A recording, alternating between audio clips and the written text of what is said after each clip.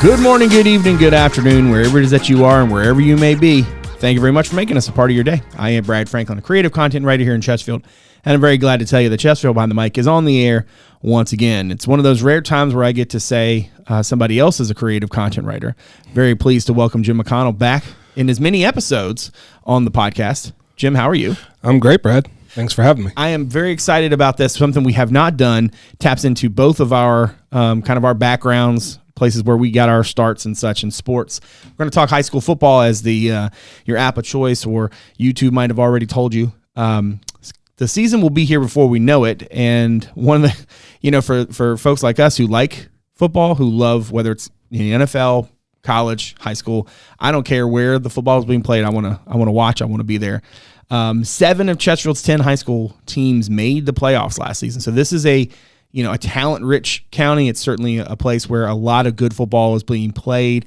2 of those teams reached the finals of their region in Manchester and Byrd, each falling a win shy of their trip to states. Now, 3 of the teams in the county, James River, MATOACA, MEADOWBROOK, are all going to be playing in new divisions this year, which is a change, right? James River is going to move from 6A to 5C. MATOACA is going to move up from 4B to 5C, and MEADOWBROOK from 5C to 6A. So that's going to add some wrinkles and challenges into things for teams as everybody gets going this year, and certainly will be a little bit of a change at the end of the year when it comes playoff time. Jim, talk to me a little bit about Manchester. Obviously, the end of the season for them last year sets up well going into the season. What's the expectations around their program? Well, I would say expectations are as high as they've been since 18 when they won the whole shebang, right, undefeated. Right. I mean, they've been in the regional finals 6 of the last 7 years, right, including last year, as you noted. Yeah. And just that kind of consistency. I mean, it's I just think they are the pinnacle, sort of the standard of Chesterfield County football right now. And I mean, their team is just loaded. Yeah. I mean, and last year they ended COSBY's season in the, 56-15 at the end of the year. It seems like a team that has a lot of talent, not only back, but then, there's a growing sort of expectation, right? When you do what they did last year, to come back and do it again. What are some of the things that kind of stand out to you? Well, I was just thinking, and being around them, they just have athletes. Yeah. Every year it seems like, you see these programs and every year it just looks like they just bring out new guys and, hey, where'd you come from? And, well, that's one of the things about success, though, right, is that you get guys in a position, they make plays, you get some traction, and next thing you know, you got more guys who are kind of coming along and following suit. And that's certainly been the case at Byrd, too, right? Coach Taylor down there, they have had a lot of success over the years, and I think being a Skyhawk is a big deal around there. Now, in 2019, they're 5-5 before they were 1-5 in 2021. They're 5-4 in the fall of that year. It's interesting, though, to think about sort of these two teams having come as close as they came last year and kind of being where they are sort of right now. They were 9-4 last year. That was their first regional final since 2016. So it seems like even they got 10 starters back. It's a group that I think both of those teams, a lot to look forward to this season, but also, again, expectations are a thing. So when your state championship is a goal.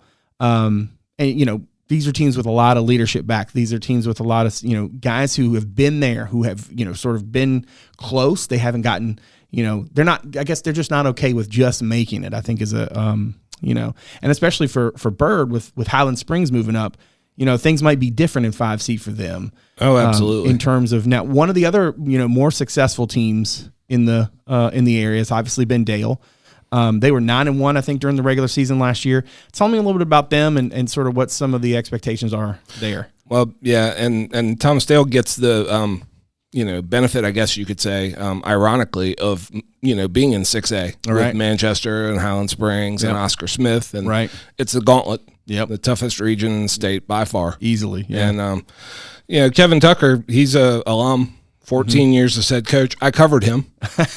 So, yeah. That was a pleasant conversation when I talked to him.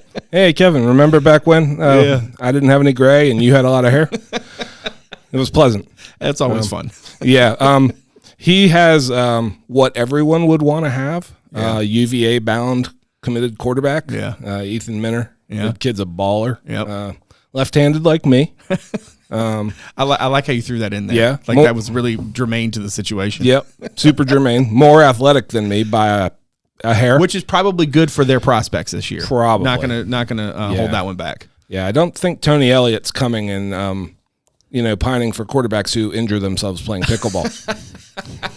Yeah, probably not. Well, so they were what? 10-2 last year. And their only issue at this point is like getting over that hump, right? Yep. Absolutely. Absolutely. And that's I think for Midlothian too, as we kind of work through the county, look, they're 9-1 during the regular season, which I think was their most successful year since like the 70s. You're talking about the chance to really have, a great season. They got the Kleske kid back, who's a 3-year starter at wide receiver. They've got their senior quarterback, the Chambers kid, coming back multiple games last year. I think that one of the things that has been a theme as we've sort of broken down some of these teams in anticipation of this podcast has been that, there's a lot of legacy in this county, and certainly that's the case here as well, right? Is that you've got teams that have historically either been pretty successful and they want to get back there. They've got teams that are growing the momentum, and so it's legacy but recent. And then you got teams who maybe have fallen on some hard times who want to get back to that place that they've been or to that place they want to go. And that seems to be a real through line.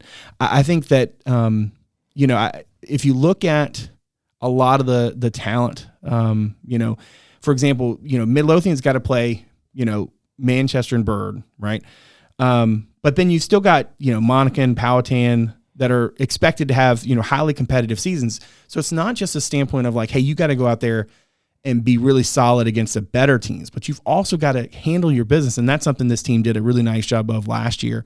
And I think, as they look forward to coming into this season, certainly with the amount of returning talent they've got on both sides of the ball, even though they've done a really nice job in recent years of succession, guys go and guys come in, fill in gaps, they've still got a significant amount of playable depth. And I think that's a key for them. Now, MATOACA, a team that obviously it did not end the way they wanted to last year. They're going to deal with a change, in terms of class. Talk to me a little bit about the Warriors.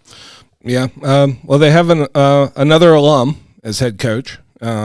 Jay Parker moved on last year, and Fred Stutz is in there, and another guy I covered in high school. So he's just all over the place. Yeah, it's a great experience when you look at gray in your beard and you're like, oh yeah, I am that old. Fred played in the 90s. Yeah.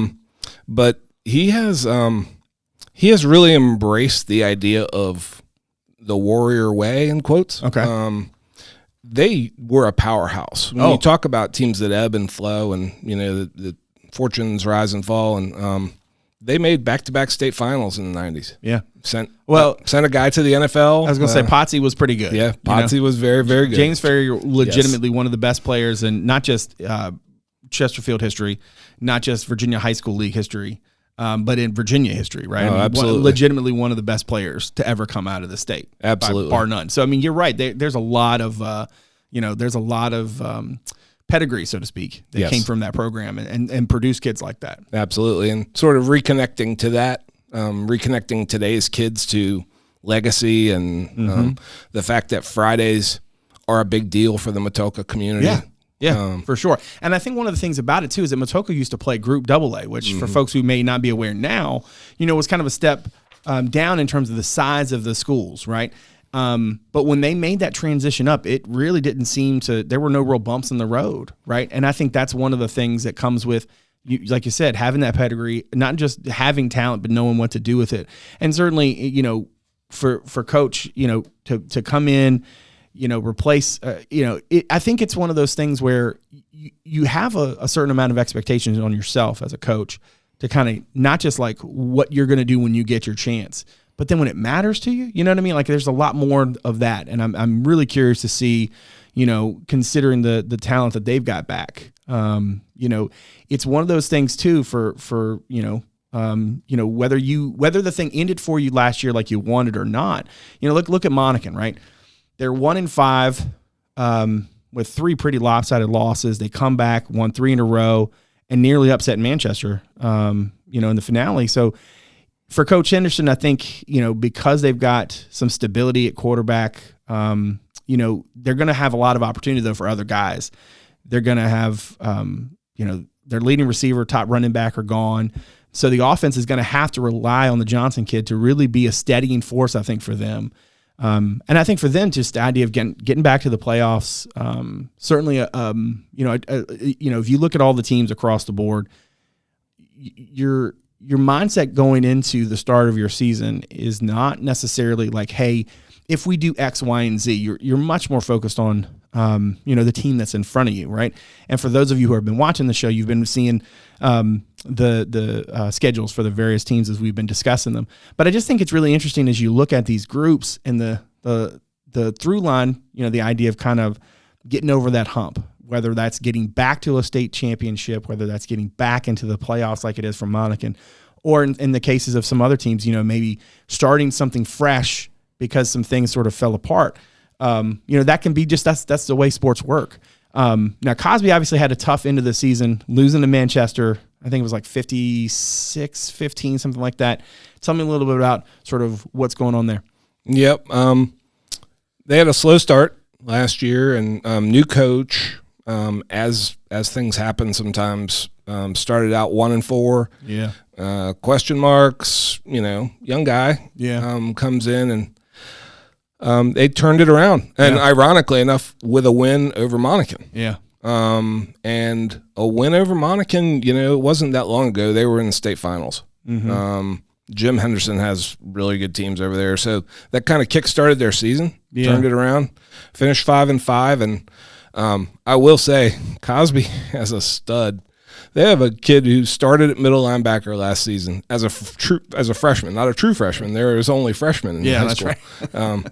No red shirts in public school. That's right. Landon Snyder. Yeah. And Josh Wild, COSBY's coach, said this kid is the real deal. Yeah.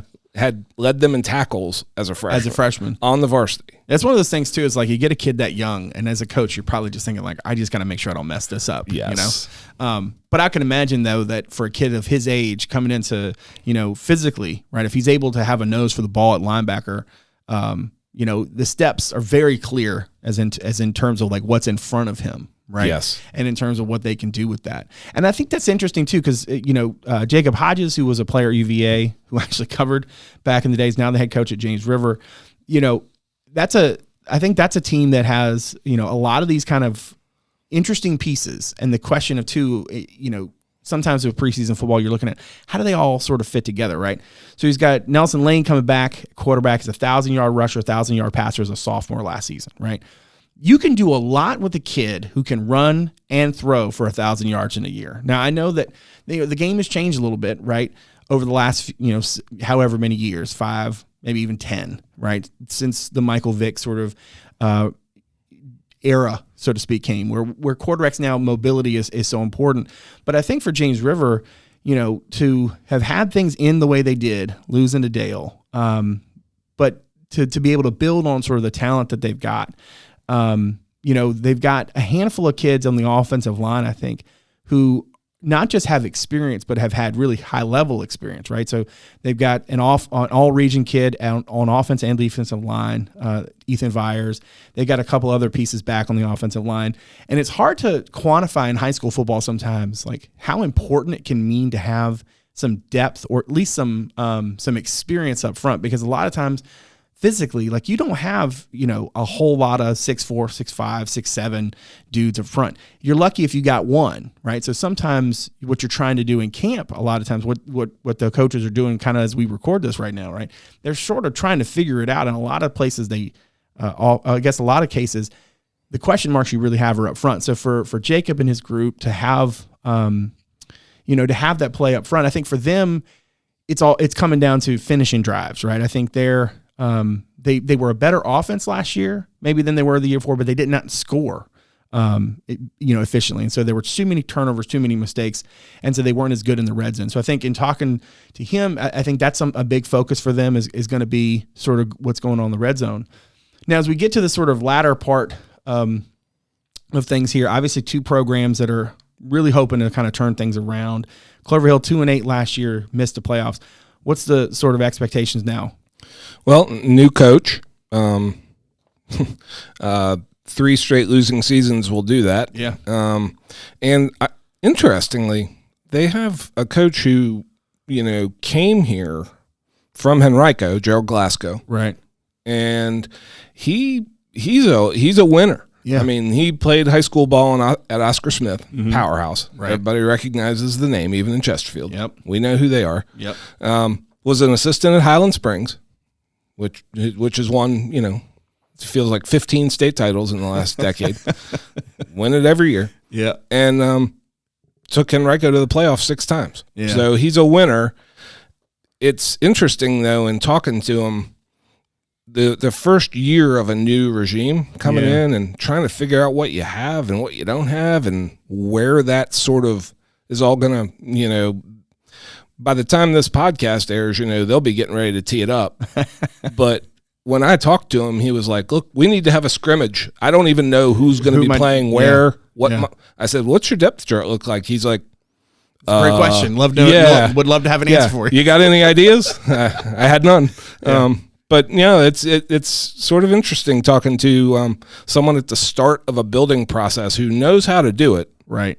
But just, it's simple things. He's like, we're trying to teach kids how to practice. Yeah. We're trying to teach them the commitment that comes with conditioning, showing up, being on time. Right. Simple things, right? Like he's like, the games will take care of themselves. He's like, we've got to figure out how to instill in these kids like a winning culture, get back to winning. Yeah. And that's exactly what's trying to happen in Meadowbrook, right? What Coach Rudd is trying to do.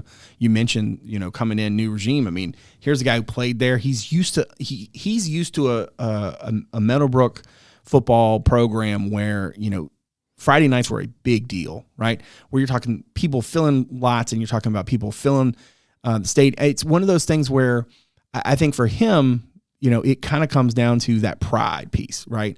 And I think that's probably one of the big things for him. He talks a lot when I caught up with him about the idea of sort of being not just being excited about the kids, but their hunger and trying to get back to that. They want to change that narrative.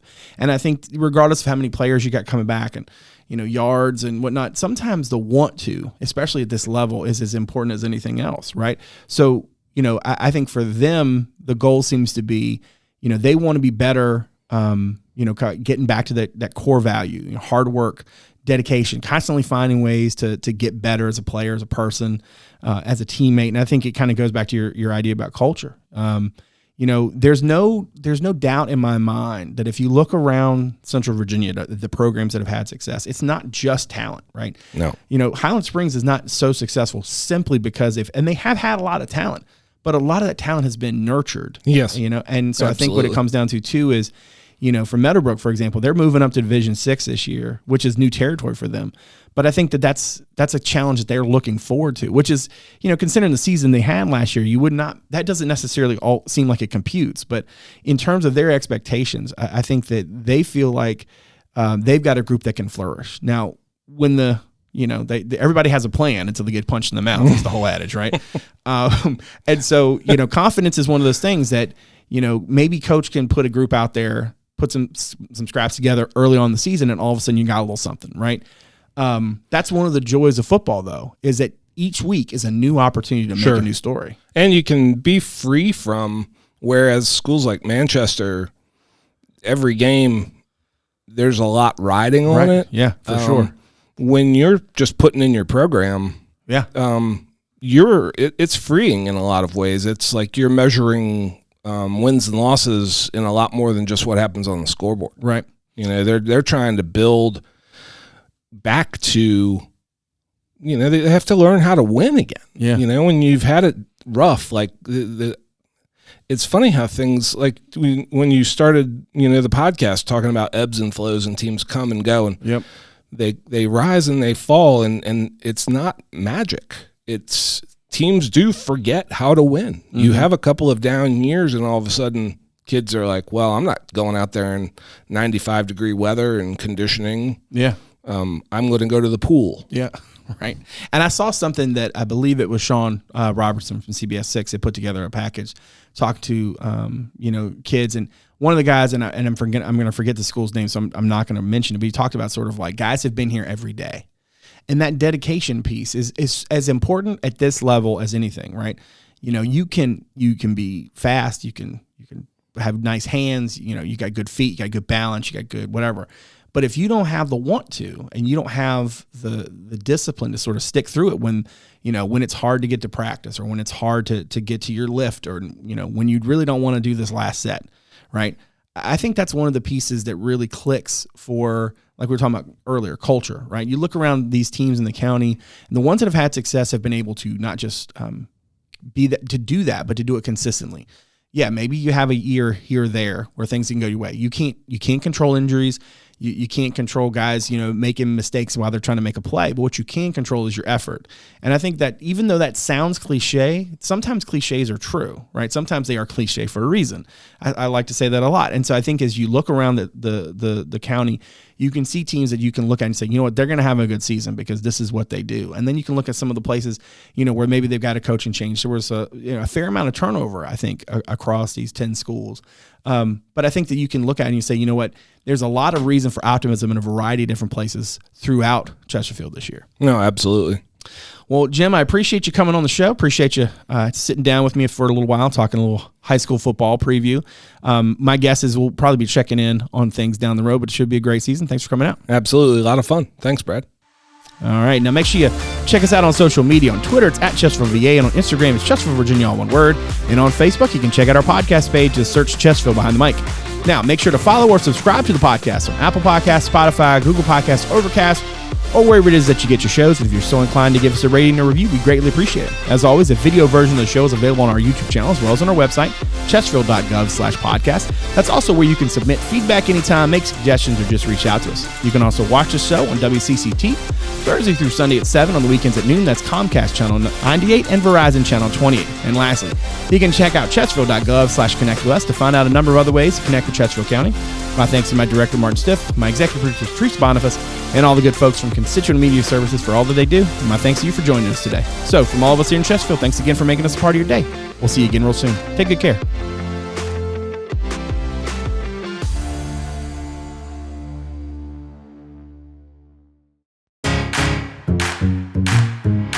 From blogs to podcasts, and I'm very glad to tell you that Chesterfield Behind the Mic is on the air once again. Newsletters to alerts, social media, the latest community news. Welcome to the latest installment of This Week in Chesterfield. How to get in touch, and everything in between. If you want to know about Chesterfield County, our Connect With Us webpage has you covered. Chesterfield.gov/connect with us. Connect with us, your source for all things Chesterfield.